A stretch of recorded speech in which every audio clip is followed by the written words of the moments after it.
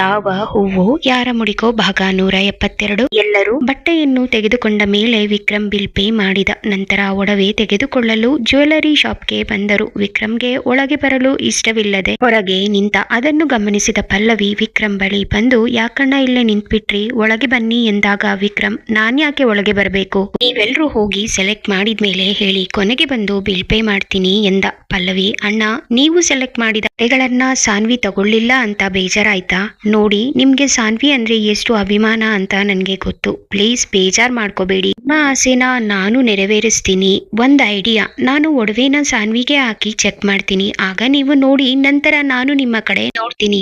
ಆಗ ನೀವು ನನ್ಗೆ ಸನ್ನೆಯಲ್ಲಿ ಬೇಕು ಬೇಡ ಅನ್ನೋ ಹಿಂಟ್ ಕೊಡಿ. ಹೇಗೆ? ಓಕೆ ಅಂದ್ರೆ ಥಮ್ಸ್ ಅಪ್ ತೋರಿಸಿ, ಚೆನ್ನಾಗಿಲ್ಲ ಅಂದ್ರೆ ಅಡ್ಡಡ್ಡ ತಲೆ ಆಡಿಸಿ. ಆಗ ನನ್ಗೆ ಅರ್ಥ ಆಗುತ್ತೆ, ಓಕೆನಾ ಎಂದಾಗ, ಬೇಡ, ಅವಳು ನಿತಿನ್ ಸೆಲೆಕ್ಟ್ ಮಾಡಿದ್ದೆ ತಗೊಳ್ಳೋದು. ಸುಮ್ನೆ ನೀನ್ ಯಾಕೆ ರಿಸ್ಕ್ ತಗೋತೀಯಾ? ಬೇಡ, ಯಾವ ಐಡಿಯಾನೂ ಬೇಡ ಎಂದ ಬೇಸರದಲ್ಲಿ. ಪಲ್ಲವಿ, ಪ್ಲೀಸ್ ಬೇಜಾರ್ ಮಾಡ್ಕೋಬೇಡಿ ಅಣ್ಣ, ನೋಡಿ ನೀವು ಒಳಗೆ ಬನ್ನಿ ಸಾಕು, ಮುಂದಿನದನ್ನು ನಾನು ನೋಡ್ಕೋತೀನಿ ಎನ್ನುತ್ತಾ ಬಲವಂತ ಮಾಡಿದಾಗ ವಿಕ್ರಮ್ಗೆ ಇಲ್ಲ ಎನ್ನಲಾಗದೆ ಸರಿ ಎಂದು ಒಪ್ಪಿಕೊಂಡು ಪಲ್ಲವಿ ಜೊತೆ ಶಾಪ್ ಒಳಗೆ ಬಂದ. ಆಗಲೇ ಸ್ವರ್ಣ, ಸುಶೀಲಾ, ಶಾರದಾ ಎಲ್ಲರೂ ಒಡವೆಗಳನ್ನು ನೋಡುತ್ತಿದ್ದರು. ಅಲ್ಲಿಗೆ ಬಂದ ಪಲ್ಲವಿ ಸುಮ್ಮನೆ ನಿಂತಿದ್ದ ಸಾನ್ವಿಯನ್ನು ಕನ್ನಡಿ ಮುಂದೆ ಕರೆದುಕೊಂಡು ಬಂದು ನಿಲ್ಲಿಸಿ ವಿಕ್ರಮ್ ಕಡೆ ನೋಡಿದಳು. ಅವನು ಕೈ ಸನ್ನೆ ಮಾಡಿ ಅಲ್ಲಿದ್ದ ಒಂದು ಒಡವೆ ಸೆಟ್ ತೋರಿಸಿದ. ಪಲ್ಲವಿ ಅದನ್ನು ತೆಗೆದುಕೊಂಡು ಸಾನ್ವಿಗೆ ಹಾಕಿದಳು. ಅದು ಅವಳಿಗೆ ತುಂಬಾ ಚೆನ್ನಾಗಿ ಕಾಣುತ್ತಿತ್ತು. ಸಾನ್ವಿ, ಅತ್ತಿಗೆ ಇದು ನನ್ಗೆ ಇಷ್ಟ ಆಯ್ತು, ಇದನ್ನ ಫೈನಲ್ ಮಾಡಿ ಎಂದಳು. ಪಲ್ಲವಿ ವಿಕ್ರಮ್ ಕಡೆ ನೋಡಿ ನಕ್ಕಳು. ಅವನು ಮತ್ತೆ ಸನ್ನೆ ಮಾಡಿ ಮತ್ತೊಂದು ಒಡವೆ ಸೆಟ್ ತೋರಿಸಿದ.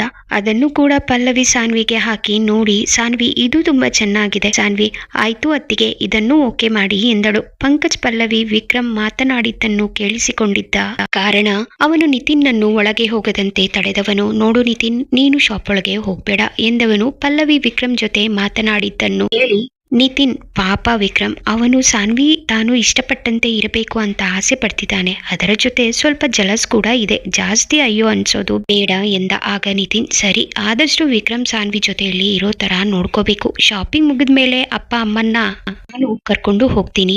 ನೀನು ಅಪ್ಪ ಅಮ್ಮ, ಆಂಟಿ, ಅಂಕಲ್, ಪಲ್ಲವಿ, ಸಂಜಯ್ನ ಕರ್ಕೊಂಡು ಹೋಗು. ಹೇಗಾದ್ರೂ ಪ್ಲಾನ್ ಮಾಡಿ ಸಾನ್ವಿ ವಿಕ್ರಮ್ ಇಬ್ಬರೇ ಜೊತೆ ಬರೋ ತರ ಹೋಗ್ಬೇಕು ಎಂದಾಗ ಸಂಜಯ್ ಕೂಡ, ನಿತಿನ್ ಹೇಳ್ತಿರೋದು ಸರಿ ಅಣ್ಣ, ನಾನು ಈ ವಿಷಯನ ಅತ್ತಿಗೆಗೆ ಹೇಳಿ ಹೇಗಾದ್ರೂ ಮಾಡಿ ವಿನ ಕೊನೆಯವರೆಗೂ ಕಾರ್ ಹತ್ರ ಬರದೇ ಇರೋ ಹಾಗೆ ನೋಡ್ಕೊಳ್ಳಿ ಅಂತ ಹೇಳ್ತೀನಿ ಎಂದವನು. ಗಡಿಬಿಡಿಯಲ್ಲಿ ಶಾಪ್ ಒಳಗೆ ಹೋದವನು ಪಲ್ಲವಿ ಬಳಿ ಬಂದು ಪಿಸು ಧ್ವನಿಯಲ್ಲಿ ನಿತಿನ್ ಹೇಳಿದ ಪ್ಲಾನ್ ಬಗ್ಗೆ ಹೇಳಿದ. ಪಲ್ಲವಿ ಸರಿ ಎಂದವಳು ಸುಶೀಲಾಳ ಬಳಿ ಬಂದು, ಅತ್ತೆ, ನೀವು, ಮಾವ, ರಾಮು, ಅಂಕಲ್, ಸ್ವರ್ಣ ಆಂಟಿ ಎಲ್ರು ಸಂಜಯ್ ಜೊತೆ ಮನೆಗೆ ಹೊರಡಿ. ನಾನು ಪಂಕಜ್ ಜೊತೆ ಸಾನ್ವಿನ ಕರ್ಕೊಂಡು ಹೋಗಿ ಈಗಲೇ ಸೀರೆಗಳನ್ನ ಡಿಸೈನರ್ ಗಳಿಗೆ ಕೊಟ್ಟು ಬರ್ತೀನಿ ಎಂದಾಗ ಸ್ವರ್ಣ, ಹೌದಮ್ಮ, ಆದಷ್ಟು ಬೇಗ ಎಲ್ಲ ರೆಡಿ ಆದ್ರೆ ಕೊನೆ ಗಳಿಗೆಯಲ್ಲಿ ಟೆನ್ಷನ್ ಇರಲ್ಲ ಎಂದಳು. ಶಾಪ್ನಿಂದ ಎಲ್ಲರೂ ಹೊರಗೆ ಬಂದರು. ನಿತಿನ್ ಅವನ ತಂದೆ ತಾಯಿಯನ್ನು ಕರೆದುಕೊಂಡು ಮನೆಗೆ ಹೊರಟ. ಸುಶೀಲಾ, ಪ್ರಕಾಶ್, ಸ್ವರ್ಣ, ರಾಮು ಎಲ್ಲರೂ ಕಾರ್ನಲ್ಲಿ ಕುಳಿತರು. ಸಂಜಯ್ ಡ್ರೈವರ್ ಸೀಟ್ ನಲ್ಲಿ ಕುಳಿತ. ಕೊನೆಯಲ್ಲಿ ಪಂಕಜ್, ಪಲ್ಲವಿ ಕೂಡ ಕಾರ್ನಲ್ಲಿ ಕುಳಿತರು. ಆಗ ಅಲ್ಲಿಗೆ ಬಂದ ಸಾನ್ವಿ, ಅಣ್ಣ, ನನ್ನನ್ನು ಬಿಟ್ಟು ಹೋಗ್ತಿದ್ದೀರಾ ನಾನು ಎಂದಾಗ ಸಂಜಯ್, ಸಾನ್ವಿ ಕಾರ್ನಲ್ಲಿ ಇಲ್ಲ, ನೀನು ವಿಕ್ರಮ್ ಭಾವನ ಜೊತೆ ಬಾ ಎಂದವನು ಕಾರ್ ಸ್ಟಾರ್ಟ್ ಮಾಡಿ ಮೂವ್ ಮಾಡಿದ. ಅಲ್ಲಿಗೆ ಬಂದ ವಿಕ್ರಮ್ ಸಾನ್ವಿ ಒಬ್ಬಳೆ ಇರುವುದನ್ನು ನೋಡಿ, ಎಲ್ರು ಎಲ್ಲಿ ಸಾನ್ವಿ, ನೀನೊಬ್ಬಳೆ ಯಾಕೆ ನಿಂತಿದ್ಯಾ? ಕಾರ್ನಲ್ಲಿ ಜಾಗ ಇಲ್ಲ, ನಿಮ್ ಜೊತೆ ಬಾ ಅಂತ ಹೇಳಿ ಬಿಟ್ಟು ಹೋದ್ರು. ಬೇಡ ಅಂದ್ರೆ ಆಟೋನಲ್ಲಿ ಹೋಗ್ತೀನಿ ಎಂದು 2 ಹೆಜ್ಜೆ ಇಟ್ಟವಳನ್ನು ಕೈ ಹಿಡಿದು ಎಳೆದವನು ಬಲವಂತವಾಗಿ ಕಾರ್ನಲ್ಲಿ ಕೂರಿಸಿ ಡೋರ್ ಹಾಕಿ ತಾನು ಡ್ರೈವಿಂಗ್ ಸೀಟ್ ನಲ್ಲಿ ಕುಳಿತು ಕಾರ್ ಮೂವ್ ಮಾಡಿದ. ಸಾನ್ವಿಗೆ ಒಳಗೊಳಗೆ ಖುಷಿಯಾಗುತ್ತಿತ್ತು, ಆದರೆ ಅದನ್ನು ತೋರಿಸಿಕೊಳ್ಳದೆ ಅಲ್ವಾ ಆಟೋನಲ್ಲಿ ಬರ್ತೀನಿ ಅಂತ, ನನ್ಗೆ ನಿಮ್ಮ ಜೊತೆ ಬರೋಕೆ ಇಷ್ಟ ಇಲ್ಲ ಅಂತ ಗೊತ್ತಿದ್ರು ಬಲವಂತವಾಗಿ ಎಳೆದು ಕೂರಿಸಬೇಕಿತ್ತ ಎಂದಳು ಬಂದವಳಂತೆ ನಟಿಸುತ್ತ. ವಿಕ್ರಮ್, ಟೈಮ್ ನೋಡಿದ್ಯಾ ಎಷ್ಟಾಗಿದೆ ಅಂತ? ಇಷ್ಟು ಹೊತ್ತಲ್ಲಿ ಒಬ್ಳೆ ಆಟೋನಲ್ಲಿ ಬರ್ತೀನಿ ಅಂತಿದ್ಯಾ? ಓ, ಮರ್ತೇ ಬಿಟ್ಟಿದ್ದೆ, ನೀನು ಗಂಡು ಬೀರಿ ಅಲ್ವಾ, ನಿನಗೆ ಎಷ್ಟು ರಾತ್ರಿ ಆದ್ರೆ ಏನು, ಯಾರ್ ಜೊತೆನಾದ್ರೂ ಹೊಡೆದಾಡ್ತೀಯ ಅಲ್ವಾ, ಅಷ್ಟು ಧೈರ್ಯವಂತೆ ನೀನು ಎಂದ ರೇಗಿಸುತ್ತ. ಸಾನ್ವಿ, ನಾನು ಹೇಳಿದ ಒಂದು ಮಾತಿಗೆ ಇಷ್ಟೊಂದು ಮಾತಾಡ್ಬೇಕಾ? ಹೀಗೆಲ್ಲ ಮಾತಾಡ್ತೀರಾ ಅಂತಾನೆ ನಾನು ನಿಮ್ಮ ಜೊತೆ ಬರಲ್ಲ ಅಂದಿದ್ದು. ಸಾಕು, ಮುಂದೆ ಏನು ಮಾತಾಡ್ಬೇಡ, ಮನೆ ತಲುಪೋವರೆಗೂ ಬಾಯಿ ಮುಚ್ಕೊಂಡು ಕೂತ್ಕೋ. ಹೌದು, ನಿಮ್ಮ ಹತ್ರ ಏನು ಕೇಳ್ಬಾರ್ದು, ಮಾತಾಡ್ಬಾರ್ದು. ನೀವು ಏನು ಹೇಳಿದ್ರು ಕೋಲೆ ಬಸವಂತರ ತಲೆ ಆಡಿಸ್ಬೇಕು ಅಲ್ವಾ? ಅಂದ್ರೆ ನಾನು ಗಂಡು ಪೀರಿ ಅಲ್ವಾ ಎಂದಾಗ ವಿಕ್ರಮ್, ಏಯ್, ಎಷ್ಟೇ ಮಾತಾಡ್ತೀಯಾ, ಬಾಯಿ ಮುಚ್ಚು ಅಂದ್ರೆ ಸುಮ್ನೆ ಕೂತ್ಕೋಬೇಕು ಅಂತ ಅರ್ಥ ಎಂದ. ವಿಕ್ರಮ್ಗೆ ತಾನು ಸೀರೆ ಹಾಗೂ ನಿತಿನ್ಗೆ ಸೆಲೆಕ್ಟ್ ಮಾಡಿದ ಬಟ್ಟೆಗಳನ್ನು ಬೇಡ ಎಂದಿದ್ದಕ್ಕೆ ಕೋಪ ಬಂದಿದೆ ಎಂದು ಅರ್ಥ ಮಾಡಿಕೊಂಡ ಅವಳು ಮತ್ತೆ ಮಾತನಾಡದೆ ಸುಮ್ಮನೆ ಕುಳಿತಳು. ವಿಕ್ರಮ್ಗೆ ತಾನು ಸಾನ್ವಿ ಜೊತೆ ಒಂಟಿಯಾಗಿ ಸಮಯ ಕಳೆಯಬೇಕು, ಅವಳ ಮನಸ್ಸು ಮನಸ್ಸಲ್ಲಿ ನನ್ನ ಬಗ್ಗೆ ಇರೋ ಅಸಮಾಧಾನನ ದೂರ ಮಾಡ್ಬೇಕು ಅಂತ ಅನ್ನಿಸ್ತಿತ್ತು. ಅವನು ತಕ್ಷಣ ಕಾರ್ ನಿಲ್ಲಿಸಿ ಬಾನೆಟ್ ತೆಗೆದು ಚೆಕ್ ಮಾಡಿ ಯಾವುದೋ ಒಂದು ವೈರ್ ಕಿತ್ತು ಹಾಕಿದ. ನಂತರ ಕಾರ್ ಸ್ಟಾರ್ಟ್ ಆಗುತ್ತಿಲ್ಲ, ಏನೋ ಪ್ರಾಬ್ಲಮ್ ಆಗಿದೆ ಎನ್ನುವಂತೆ ನಾಟಕ ಮಾಡಿದ. ಸಾನ್ವಿ, ನಾನು ಒಂದು ಸಲ ಏನಾಗಿದೆ ನೋಡ್ತೀನಿ ಎಂದು ಕಾರ್ ಇಳಿಯಲು ಪ್ರಯತ್ನ ಮಾಡಿದಾಗ, ನೀನೇನು ಮೆಕ್ಯಾನಿಕ್ಕ?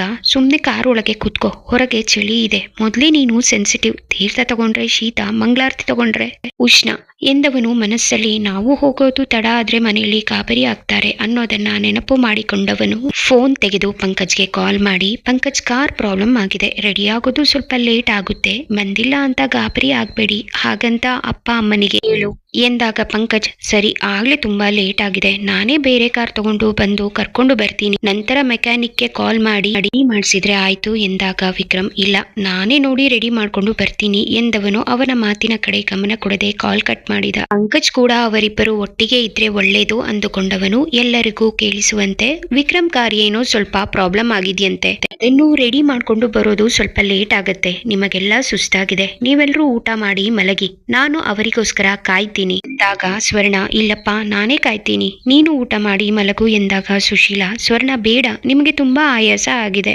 ಅವನೇ ಎದ್ದಿರ್ತಾನೆ, ನೀವು ಮಲಗಿ ಎಂದಳು. ಮತ್ತೆ ಬಲವಂತ ಮಾಡೋದು ಸರಿಯಲ್ಲ ಎಂದುಕೊಂಡ ಸ್ವರ್ಣ ಮತ್ತೇನು ಮಾತನಾಡದೆ ಸುಮ್ಮನಾದಳು. ಎಲ್ಲರೂ ಊಟ ಮುಗಿಸಿ ಮಲಗಲು ಹೋದರು. ಸಂಜಯ್, ಪಂಕಜ್, ಪಲ್ಲವಿ ಎಲ್ಲರೂ ಮನೆಯ ಹೊರಗೆ ಕುಳಿತು ಮಾತನಾಡುತ್ತಿದ್ದರು. ಆಗ ಸಂಜಯ್ ಏನು ನೆನಪಾದವನಂತೆ ಯಾರಿಗೂ ಕಾಣದಂತೆ ಕಾರ್ ಡಿಕ್ಕಿಯಲ್ಲಿಟ್ಟಿದ್ದ ವಿಕ್ರಮ್ ಸೆಲೆಕ್ಟ್ ಮಾಡಿದ್ದ ಸೀರೆ ಮತ್ತು ಬಟ್ಟೆಗಳನ್ನು ತಂದು ಪಲ್ಲವಿಗೆ ಕೊಡುತ್ತಾ, ಅತ್ತಿಗೆ, ಮದುವೆಯಲ್ಲಿ ಸಾನ್ವಿ ವಿಕ್ರಮ್ ಭಾವ ಹಾಕೋಬೇಕಾಗಿರೋ ಬಟ್ಟೆಗಳು, ಇದನ್ನ ನಿಮ್ಮ ರೂಮ್ ನಲ್ಲಿಡಿ, ಯಾರಿಗೂ ಗೊತ್ತಾಗದು ಬೇಡ, ನಾಳೆ ನೀವು ಸಾನ್ವಿ ನನ್ನ ಜೊತೆ ಬನ್ನಿ, ಎಲ್ಲವನ್ನೂ ಸ್ಟಿಚ್ ಮಾಡೋಕೆ ಕೊಡೋಣ, ನೀವು ಕುತ್ಕೊಳ್ಳಿ, ನಾನೇ ಇಟ್ಟು ಬರ್ತೀನಿ ಎಂದ. ಆಗ ಪಂಕಜ್, ಅಂಜು, ಬಟ್ಟೆನ ಕಾರ್ನಲ್ಲೇ ಇಡು, ಮತ್ತೆ ಬೆಳಿಗ್ಗೆ ಎಲ್ಲರ ಮುಂದೆ ತಗೊಂಡು ಹೋಗೋದು ಸರಿಯಾಗಲ್ಲ ಎಂದಾಗ ಸಂಜಯ್, ಹೌದಲ್ವಾ ಎಂದವನು ಮತ್ತೆ ಬಟ್ಟೆಗಳನ್ನೆಲ್ಲ ನಲ್ಲೇ ಇಟ್ಟು ಬಂದ. Pallavi, Pankaj invitation card print ಮಾಡೋಕೆ ಕೊಡ್ಬೇಕು ಅಲ್ವಾ, ಅದರಲ್ಲಿ ಯಾರ ಹೆಸರು ಇರ್ಬೇಕು ಅನ್ನೋದೇ ಕನ್ಫ್ಯೂಷನ್ ಎಂದಾಗ ಪಂಕಜ್, ಯಾವ ಕನ್ಫ್ಯೂಷನ್ ಇಲ್ಲ, ಇನ್ವಿಟೇಷನ್ ಕಾರ್ಡ್ ನಲ್ಲಿ ಸಾನ್ವಿ ವೆಡ್ಸ್ ನಿತಿನ್ ಅಂತಾನೆ ಪ್ರಿಂಟ್ ಆಗೋದು, ನಿತಿನ್ ಮತ್ತೆ ವಿಕ್ರಮ್ ಕಡೆ ನೆಂಟರಿಸ್ಟರಿಗೆಲ್ಲ ಅದೇ ಕಾರ್ಡ್ ಕೊಡೋದು, ಇನ್ನು ನೀತು ಕಡೆ ನೆಂಟರಿಸ್ಟರಿಗೆಲ್ಲ ಕೊಡೋಕೆ ಮಾತ್ರ ನೀತು ವೆಡ್ಸ್ ನಿತಿನ್ ಅಂತ ಕಾರ್ಡ್ ಪ್ರಿಂಟ್ ಮಾಡಿಸೋದು ಅಷ್ಟೇ. ಅದನ್ನೆಲ್ಲ ನಾನು ನಿತಿನ್ ಮತ್ತವನ ತಂದೆ ತಾಯಿ ಹತ್ರ ಮಾತಾಡಿದ್ದೀನಿ, ಅವರು ಒಪ್ಕೊಂಡಿದ್ದಾರೆ, ನೋಡು, ಎಲ್ಲ ನಾನು ನೋಡ್ಕೋತೀನಿ, ನೀನು ಇದಕ್ಕೆಲ್ಲ ತಲೆ ಕೆಡಿಸ್ಕೋಬೇಡ, ನೀನು ಸಾನ್ವಿ ಕಡೆ ಗಮನ ಕೊಡು, ಮದ್ವೆ ದಿನ ಅವಳು ಸಾಕ್ಷಾತ್ ದೇವತೆ ತರ ಕಾಣ್ಬೇಕು, ವಿಕ್ರಮ್ ಅವಳನ್ನ ಮಿಸ್ ಮಾಡ್ಕೊಂಡೆ ಅಂತ ಕೊರಗ್ಬೇಕು, ಫಸ್ಟ್ ಮೂಮೆಂಟ್ ನಲ್ಲಿ ತಾಳಿ ಕಟ್ಟು ಅಂದಾಗ ಅವನು ಯಾವುದೋ ಮ್ಯಾಜಿಕ್ಗೆ ಒಳಗಾದವನಂತೆ ಹಿಂದೆ ಮುಂದೆ ಯೋಚನೆ ಮಾಡದೆ ತಾಳಿ ಕಟ್ಬೇಕು, ಹಾಗೆ ಕಾಣ್ಬೇಕು ನನ್ನ ತಂಗಿ ಎನ್ನುತ್ತಾ ನಕ್ಕ. ರವಿ, ಸಂಜಯ್ ಕೂಡ ಪಂಕಜ್ ಹೇಳಿದ್ದನ್ನು ಕೇಳಿ ಖುಷಿಯಿಂದ ನಕ್ಕರು. ವಿಕ್ರಮ್ ಕಾರ್ ಬಾನೆಟ್ ಬಳಿ ನಿಂತು ಚೆಕ್ ಮಾಡುವವನಂತೆ ನಟಿಸಿ ನಂತರ ಮೆಕ್ಯಾನಿಕ್ಗೆ ಮಾಡುವಂತೆ ನಾಟಕ ಮಾಡುತ್ತಾ, ಹಲೋ ಸರ್, ಕಾರ್ ಏನ್ ಪ್ರಾಬ್ಲಮ್ ಆಗಿದೆ ಅಂತ ಗೊತ್ತಿಲ್ಲ, ರೆಡಿ ಮಾಡ್ಬೇಕು, ಅಡ್ರೆಸ್ ಹೇಳ್ತೀನಿ, ಪ್ಲೀಸ್ ಬನ್ನಿ ಸರ್, ಏನು ಇಷ್ಟೊತ್ತಲ್ಲಿ ಬರೋಕೆ ಆಗಲ್ವಾ ಎಂದು ಹೇಳಿ ಫೋನ್ ಜೇಬ್ನಲ್ಲಿಟ್ಟು, ಸಾನ್ವಿ, ಮೆಕ್ಯಾನಿಕ್ ಬರಲ್ವಂತೆ, ನೋಡು, ನಾನೇ ರೆಡಿ ಮಾಡೋಕೆ ಟ್ರೈ ಮಾಡ್ತೀನಿ, ಸ್ವಲ್ಪ ಟೈಮ್ ಕೊಡು ಎಂದವನು ಕಾರ್ ಒಳಗೆ ಬಂದು ಕುಳಿತು, ನೋಡು, ನಾನು ನಿನ್ನನ್ನು ಒಂದು ಪ್ರಶ್ನೆ ಕೇಳ್ತೀನಿ, ಸಮಾಧಾನದಿಂದ ಉತ್ತರ ಕೊಡ್ಬೇಕು ಎಂದಾಗ ಸಾನ್ವಿ ಮನಸ್ಸಲ್ಲಿ, ನನ್ನ ಹತ್ರ ಮಾತಾಡೋಕೆ ಕಾರ್ ಪ್ರಾಬ್ಲಮ್ ಆಗಿದೆ ಅಂತ ಸುಳ್ಳು ಹೇಳಿರೋದು ಅಂತ ಈಗಾಗಲೇ ಅವಳಿಗೆ ಅರ್ಥವಾಗಿದ್ದರಿಂದ, ಸರಿ, ಅದೇನು ಕೇಳಿ ಎಂದಳು. ವಿಕ್ರಮ್, ನಿನ್ನೆವರೆಗೂ ನಿನ್ಗೆ ನಿತಿನ್ ಕಂಡ್ರೆ ಆಗ್ತಿರ್ಲಿಲ್ಲ, ಆದ್ರೆ ಇವತ್ತು ಅವನ ಜೊತೆ ಚೆನ್ನಾಗಿ ಮಾತಾಡದೆ ಅವನು ಸೆಲೆಕ್ಟ್ ಮಾಡಿರೋ ಬಟ್ಟೆಗಳನ್ನ ತಗೊಂಡೆ, ಈಗ ಹೇಳು, ನಿಜವಾಗ್ಲೂ ನೀನು ಮನಸ್ಸು ಬದಲಾಯಿಸಿಕೊಂಡು ನಿತಿನ್ನ ಇಷ್ಟಪಟ್ಟು ಮದ್ವೆ ಆಗ್ತಿದ್ಯಾ ಎಂದಾಗ ಸಾನ್ವಿ ಮುಖ ಸಪ್ಪಗೆ ಮಾಡಿಕೊಳ್ಳುತ್ತಾ, ಇನ್ನೇನ್ ಮಾಡ್ಲಿ, ನೀವು ನಿತಿನ್ನ ಇಷ್ಟಪಟ್ಟಿದ್ದೀರಾ, ನಿಮ್ಮ ಫ್ರೆಂಡ್ ನ ನಾನು ಮದ್ವೆ ಆಗ್ಲೇಬೇಕು ಅಂತ ಹಠ ಮಾಡ್ತಿದ್ದೀರಾ ಅಂದ್ಮೇಲೆ ನಾನು ಏನ್ ಮಾಡೋಕೆ ಆಗತ್ತೆ, ಅದಕ್ಕೆ ನಾನು ಮನಸ್ಸು ಬದಲಾಯಿಸಿಕೊಂಡೆ, ನಿನ್ನ ಒಪ್ಕೊಂಡೆ ಮದ್ವೆ ಆಗ್ತಾ ಇದ್ದೀನಿ, ನಾನು ನಿಮ್ಮ ಹಾಗೆ ಹಠ ಮಾಡಿದ್ರೆ ನಿಮ್ಮ ಮತ್ತೆ ನಿಶಾ ಮದುವೆಗೆ ತೊಂದರೆ ಆಗತ್ತೆ, ತಡ ಆಗತ್ತೆ, ಆಗ ರಾಮು ಸ್ವರ್ಣ ನೊಂದ್ಕೋತಾರೆ, ಅವರು ನೊಂದ್ಕೊಳ್ಳೋದು ನನ್ಗೆ ಇಷ್ಟ ಇಲ್ಲ ಎನ್ನುತ್ತಾ ಸತ್ಯ ಹೇಳುವಂತೆ ನಾಟಕ ಮಾಡಿದಳು. ವಿಕ್ರಮ್ಗೆ ಸಾನ್ವಿ ಸತ್ಯ ಹೇಳ್ತಿದ್ದಾಳೆ ಎನಿಸಿ ಮದುವೆ ಬಗ್ಗೆ ಮತ್ತೇನು ಪ್ರಶ್ನೆ ಮಾಡುವ ಗೋಜಿಗೆ ಹೋಗದೆ, ಸಾನ್ವಿ, ಇನ್ನೊಂದು ವಿಷಯ ಕೇಳ್ತೀನಿ, ಕೇಳಿ, ನಿನ್ಗೆ ನನ್ನನ್ನ ಕಂಡ್ರೆ ಯಾಕೆ ಅಷ್ಟು ಕೋಪ, ಅಸಡ್ಡೆ, ಯಾಕೆ ನಿನ್ಗೆ ನನ್ನ ಮುಖ ನೋಡೋಕ್ಕೂ ಇಷ್ಟ ಆಗಲ್ಲ, ನಾನು ನಿನ್ನನ್ನ ದ್ವೇಷ ಮಾಡ್ತಿದ್ದೆ ಅಂತ ನೀನು ಹಾಗೆ ಮಾಡಿ ನನ್ ಮೇಲೆ ಸೇಡು ತೀರ್ಸ್ಕೊತಿದ್ಯಾ ಎಂದಾಗ ಸಾನ್ವಿ, ನೋಡಿ, ನಿಮ್ಮ ಮೇಲೆ ನನ್ಗೆ ಯಾವ ಕೋಪ ದ್ವೇಷ ಇಲ್ಲ, ಹಾಗೆ ನಿಮ್ಮ ಬಗ್ಗೆ ನನ್ಗೆ ಇನ್ನೂ ಯಾವ ಭಾವನೆ ಇಲ್ಲ, ನನ್ಗೆ ನೀವು ಒಂದು ರೀತಿ ಅಪರಿಚಿತ ವ್ಯಕ್ತಿ ಅನ್ನೋದು ನನ್ನ ಮನಸ್ಸಲ್ಲಿ ಬಲವಾಗಿ ಕೂತಿದೆ ಅಷ್ಟೇ ಎಂದಿದ್ದನ್ನು ಕೇಳಿ ವಿಕ್ರಮ್ ಮನಸ್ಸಿಗೆ ಹೇಳಲಾರದಷ್ಟು ನೋವಾಯ್ತು. ಅವನಿಗೆ ತಿಳಿಯದೆ ಕಣ್ಣಿಂದ ಬಂದ ನೀರನ್ನು ಸಾನ್ವಿಗೆ ಕಾಣದಂತೆ ಒರೆಸಿಕೊಂಡವನು ಹಾಗೆ ಸೀಟ್ಗೆ ಹೊರಗೆ ಕಣ್ಣು ಮುಚ್ಚಿ ಗಾಢವಾದ ಯೋಚನೆಯಲ್ಲಿ ಮುಳುಗಿದ. ತಾನು ಮಾತಾಡಿದ್ದು ವಿಕ್ರಮ್ ಮನಸ್ಸಿಗೆ ನೋವಾಗಿದೆ ಎಂದು ಅರ್ಥ ಮಾಡಿಕೊಂಡ ಸಾನ್ವಿಗೂ ದುಃಖ ತಡೆಯಲಾಗದೆ ಕಾರ್ನಿಂದ ನಿಧಾನವಾಗಿ ಇಳಿದು ಬಾನೆಟ್ ಮರೆಯಲ್ಲಿ ನಿಂತು ಅಳುತ್ತಿದ್ದಳು. ಸ್ವಲ್ಪ ಹೊತ್ತಿನ ನಂತರ ಅವಳ ಗಮನ ಕಟ್ಟಾಗಿದ್ದ ವೈರ್ ಮೇಲೆ ಬಿತ್ತು. ಅವಳು ವಿಕ್ರಮ್ ನನ್ನ ಜೊತೆ ಮಾತಾಡೋಕೆ ಬೇಕಂತ ತಾನೇ ವೈರ್ ಕಿತ್ತು ಹಾಕಿದ್ದಾನೆ ಎಂದುಕೊಂಡವಳು ವೈರ್ ಜಾಯಿಂಟ್ ಮಾಡಿ ಬಂದು ಕಾರ್ನಲ್ಲಿ ಕುಳಿತ ನಂತರ ವಿಕ್ರಮ್ನನ್ನು ಕುರಿತು, ವಿಕ್ರಮ್ ಸರ್ ಈಗ ಕಾರ್ ಸ್ಟಾರ್ಟ್ ಮಾಡಿ ಎಂದಾಗ ಕಣ್ಣು ಮುಚ್ಚಿ ಕುಳಿತಿದ್ದ ವಿಕ್ರಮ್, ಅದು ಹೇಗೆ ಸ್ಟಾರ್ಟ್ ಆಗತ್ತೆ? ಹೇಗೆ ಅಂದ್ರೆ ವೈರ್ ಕಟ್ ಆಗಿತ್ತು, ಜಾಯಿಂಟ್ ಮಾಡಿದೀನಿ, ಸ್ಟಾರ್ಟ್ ಮಾಡಿ ಎಂದಳು. ಈ ಮಾತು ಕೇಳಿ ವಿಕ್ರಮ್ ಕಾರ್ ಸ್ಟಾರ್ಟ್ ಮಾಡಿದ. ಕಾರ್ ಸ್ಟಾರ್ಟ್ ಆದ ನಂತರ ಅವನು ಗಾಬರಿಯಿಂದ, ನಿನ್ಗೆ ಕಾರ್ ರೆಡಿ ಮಾಡೋಕ್ಕೂ ಬರುತ್ತಾ ಎಂದಾಗ ಸಾನ್ವಿ, ಇಲ್ಲ, ಸಣ್ಣ ಪುಟ್ಟ ಪ್ರಾಬ್ಲಮ್ ಇದ್ರೆ ಗೊತ್ತಾಗುತ್ತೆ, ಈಗ ತುಂಬಾ ಲೇಟ್ ಆಯ್ತು, ಮನೆಗೆ ಹೊರಡಿ ವಿಕ್ರಮ್ ಸರ್. ನೋಡು, ಪದೇ ಪದೇ ನೀನು ನನ್ನನ್ನ ಸರ್ ಅನ್ಬೇಡ, ಕೇಳೋಕೆ ಹಿಂಸೆ ಆಗುತ್ತೆ. ವಿಕ್ರಮ್ ಅನ್ನು ಇಲ್ಲ ಮಾವ ಅನ್ನು ಎಂದಾಗ ಸಾನ್ವಿ ಆಶ್ಚರ್ಯದಿಂದ ವಿಕ್ರಮ್ ಕಡೆ ನೋಡುತ್ತಾ, ನೋಡಿ, ನಾನು ನಿಮ್ಮನ್ನ ಸರ್ ಅಂತಾನೆ ಕರೆಯೋದು, ಯಾವತ್ತೂ ಬದಲಾಯಿಸಿಕೊಳ್ಳಲ್ಲ, ನಾನು ಸಾಯೋವರೆಗೂ ಹಾಗೆ ಕರಿತೀನಿ ಎಂದಾಗ ವಿಕ್ರಮ್ ಕೋಪದಿಂದ ಮತ್ತೇನು ಮಾತನಾಡದೆ ಕಾರನ್ನು ವೇಗವಾಗಿ ಓಡಿಸುತ್ತಿದ್ದ. ಸಾನ್ವಿಗೆ ವಿಕ್ರಮ್ನ ಪರಿಸ್ಥಿತಿ ನೋಡಿ ಬೇಸರವೆನಿಸಿದರೂ ಅವನನ್ನು ಸಮಾಧಾನ ಮಾಡದೆ ಮೌನದಿಂದ ಕುಳಿತಳು. ಮುಂದೇನು ಎದುರಾದಾಗಲೆಲ್ಲ ಮತ್ತೆ ಮತ್ತೆ ಜಗಳ ಆಡೋ ಇವರಿಬ್ಬರನ್ನ ಆ ದೇವರು ಗಂಡ ಹೆಂಡತಿಯಾಗಿ ಜೋಡಿ ಮಾಡ್ತಾನ? ತಿಳ್ಕೋಬೇಕಾ? ಕತೆಗಾಗಿ ಕಮೆಂಟ್ ಮಾಡಿ. ಕತೆಯ ಬಗ್ಗೆ ನಿಮ್ಮ ಅಭಿಪ್ರಾಯ ತಿಳಿಸಿ. ಕತೆ ನಿಮಗೆ ಹೇಗೆ ಅನಿಸಿತು ದಯವಿಟ್ಟು ಕಮೆಂಟ್ನಲ್ಲಿ ತಿಳಿಸಿ. ನನ್ನ ಚಾನಲ್ಗೆ ದಯವಿಟ್ಟು ಸಬ್ಸ್ಕ್ರೈಬ್ ಮಾಡಿಕೊಳ್ಳಿ. ವಿಡಿಯೋಗೆ ಲೈಕ್ ಮಾಡಿ, ಹೆಚ್ಚು ಹೆಚ್ಚು ಶೇರ್ ಮಾಡಿ, ದಯವಿಟ್ಟು ಪ್ರೋತ್ಸಾಹಿಸಿ. ಧನ್ಯವಾದಗಳು.